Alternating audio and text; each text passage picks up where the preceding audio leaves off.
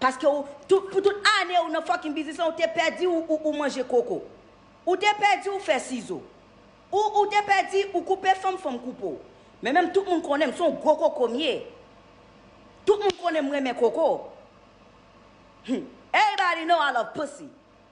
It ain't no fucking secret. It ain't no motherfucking secret. Tout le monde connaît moi mes coco. Everybody know that shit. It ain't no secret. But all of a sudden you bad, you big bad bitch. Nah, you ain't bad, my nigga. Bonsoir tout le monde. C'est Didier est retourner encore avec une autre vidéo moi porter pour m'appeler please pour même qui pas regarder cette vidéo ça, pas regarder cette vidéo seulement sans pas quitter green like là et sans pas quitter commentaire par là. Please, songez quitter like là avec commentaire nous en bas cette vidéo ça. Eh bien, si fâché, li répond Blondedy parce que Blondedy prend travail ici, li arrive poster sur page li et puis li mette un l'autre nom là-dedans. Ça veut dire li bay un l'autre monde crédit à dans place mettre travail là. Dame nan fâché, li monte Facebook li vinn parler spécialement avec Blondedy sous dossier ça. Rete branché, prend ti chaise pour capable écouter. Bon, quitte nous avec un chouan pour nous entrer dans vidéo. Et si toutefois tout ou pourquoi abonner, pressez abonner parce que m'a travail pour nous. So rete branché.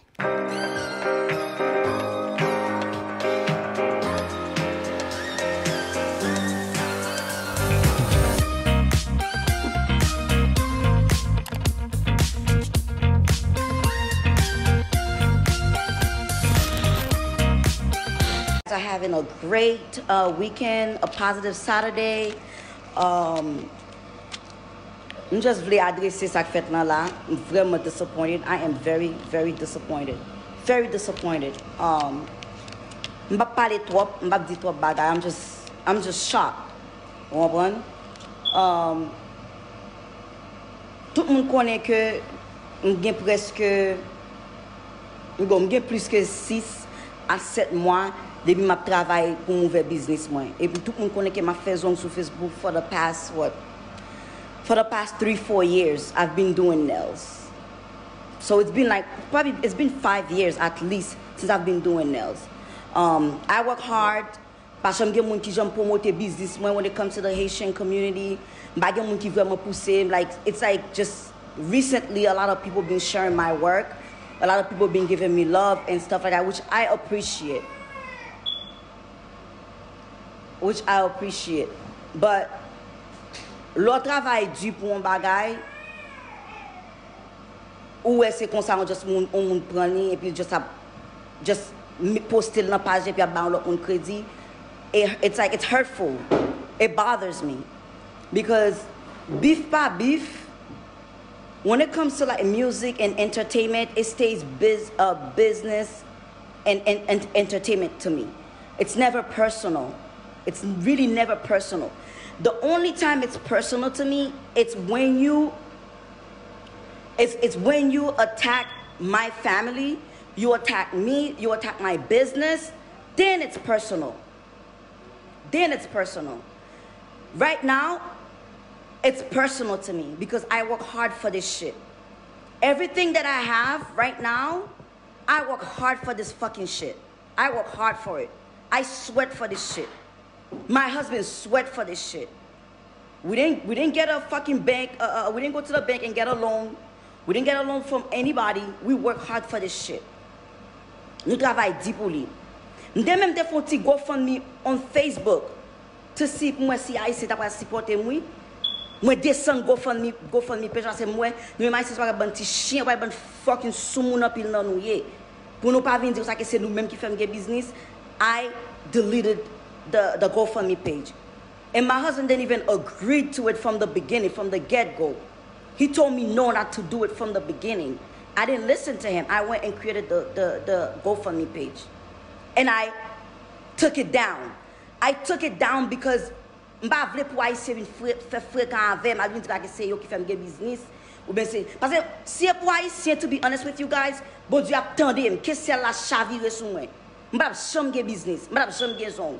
Et 97-18% moun qui entre dans salon, c'est moun blanc, c'est moun portugais, c'est l'autre nationalité.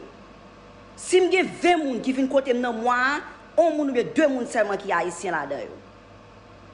Pas pour dire que moi pas deal avec haïtien, et parce que moi connais my own kind don't support me, they don't support anything positive. Period. Ça fait là, moi suspecte ça fait là c'est parce que bon c'est juste qu'on s'allier. Juste que la première détail qui dans l'autre monde pour tout on a parlé de lui-même pour views li ka monter this and that. Like I don't give a fuck about that, my nigga. I don't give a fuck about that. Like yo, bagay entertainment is entertainment. But my fucking business, bitch, I don't ever fucking come for your business.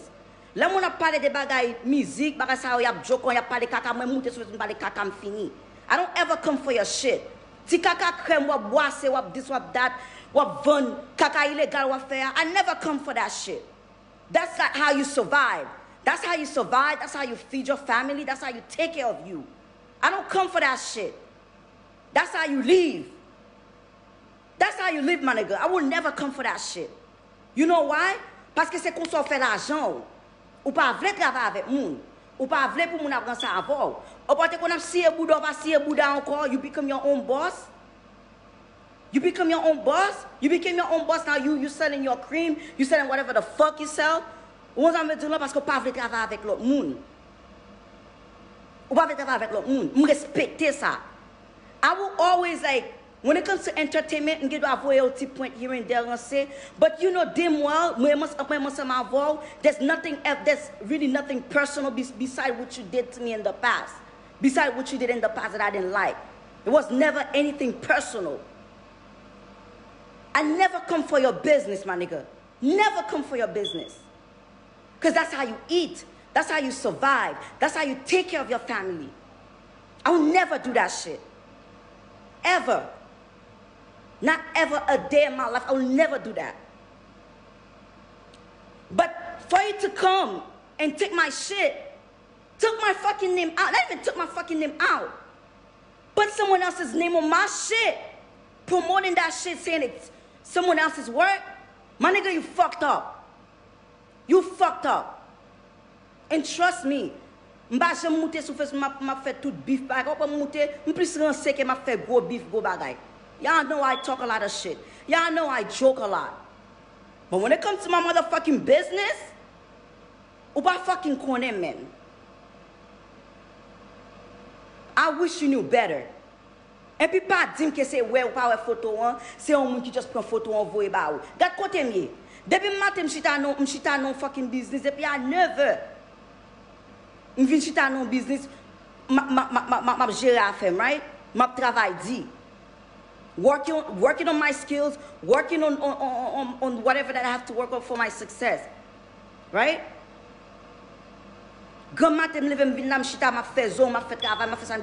this is my job. This is how I eat too. This is how I take care of me. Ou pas dire comme ça que ou pas venir use excuse moun qui voit photo en bas ou pas jamais te connaître photo pam. That would be a fucking lie. Parce que ni zami ni moun qui connaît Emily share my work all the time, and she's your friend. Mademoiselle share travail moi tout le temps, et c'est un moun lié. Et un moun lié. So où est travail moi? Est-ce que vous comprenez? Où femme moi j'ai respect pour toute femme. M'ba fucking fanatique ken moun.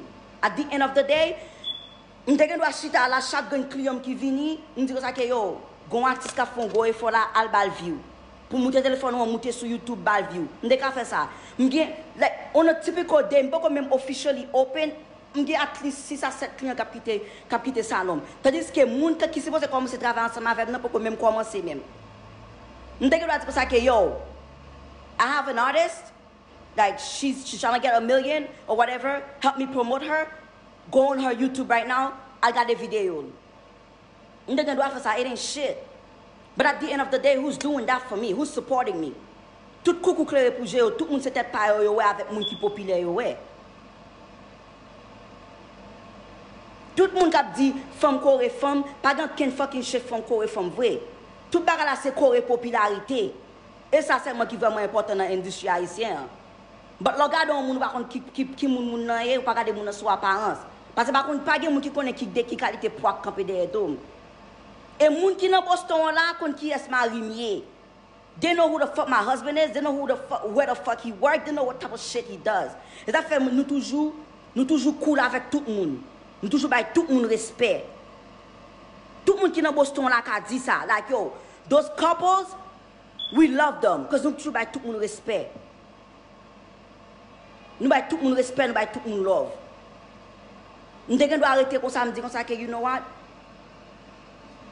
Tout client parce que imagine, fais calcul dans tout le monde. Et notre typical day, l'aime travailler de l'autre côté, je connais at least 10 clients. L'aime pas vraiment fatigué, je dois faire 6 à 7 clients pour journée, je fais 400 $ pour journée, je vais faire autre. But on a typical busy day, je dois faire 10 clients. Imagine que je ne vais pas camper dans aucun camp. But trust me, si je ne camper dans un camp, make sure que quand ça, je camper dans that person is winning. Period. Moi, je vais deux personnes qui vont travailler ensemble dans le salon. Chaque personne a son view. Don't come for me. Don't come for my work. Got it. On met pas de cacao when it comes to music, when it comes to other things. Pas de cacao. Fair softly. I don't care. But when it comes to my business, I don't come for yours. Don't come for mine. Parce que même quoi cacao là même registré.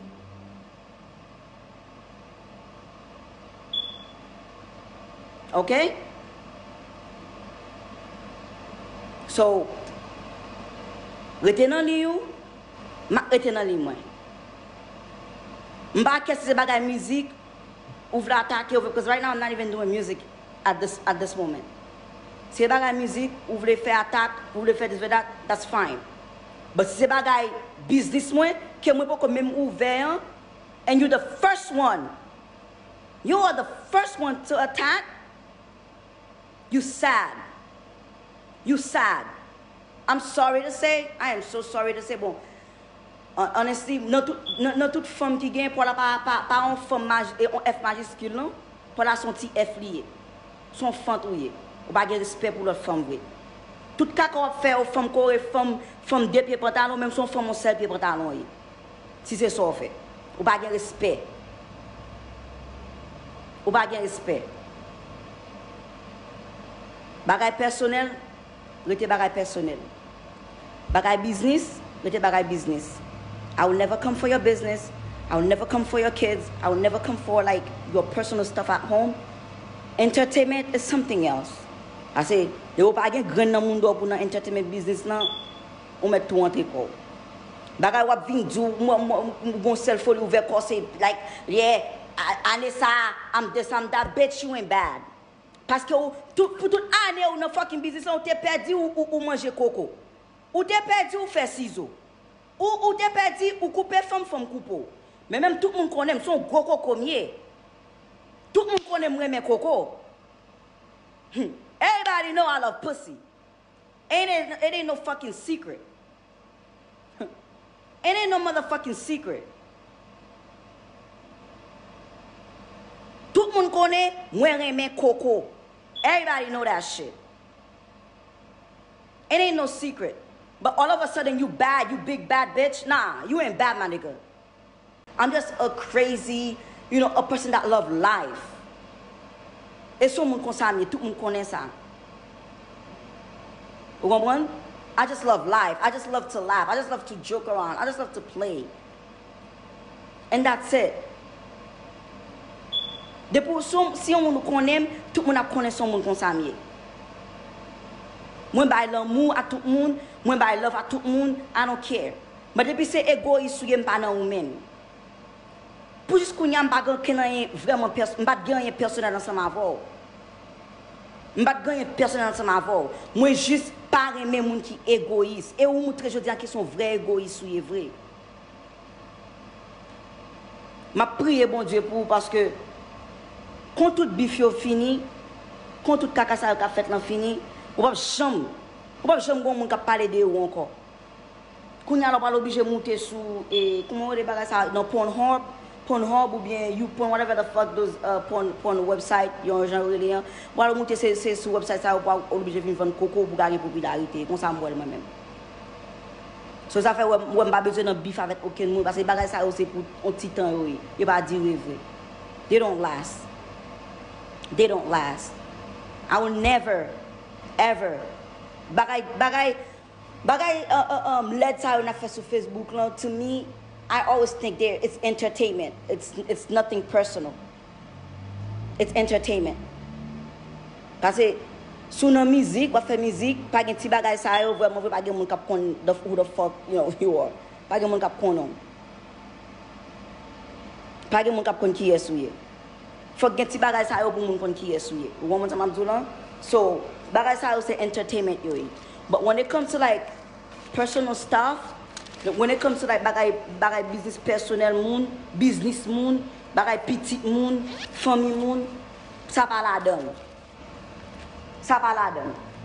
Ou est-ce que tu parles de yon l'autre bagay, même care même. Dat monte m'bay de trois blagues, m'fini mal fait autrement. But the fact that ou vin attaquer travail que moi fait, business que moi fait, ou prend travail moi ou poster, pas dire c'est moun qui baoul, qui faut poster, non, pas dire ça parce que at the end of the day, ou gan pile moun qui cher travail moi qui n'a pas jour, ou gen zami ou qui n'a pas jour qui cher travail moi. So fait même que even if you don't see eye to eye, ou pas supposé faire parce que son fucked up moun, même even if you don't see eye to eye, the fact that ou que moi font bagay qui gros dans communauté qui même communauté pam comes to personal and entertainment, quand qui pour nous faire différence à mes amis. Okay? Business et business. Entertainment, you know, c'est entertainment. Right now, I'm focused. M'ba kito ken moun vle tire. When I get quelques jours m'balance, m'ba blague sur social media, because you know what? M'ba fucking mette jol moun bagay beef de moun sa yo, because at the end of the day, I am a gifted woman as well. I am a businesswoman as well. I am the motherfucking shit as well. I am talented as well. I am beautiful as well. I could get any motherfucking man that I wanted to if I wasn't married.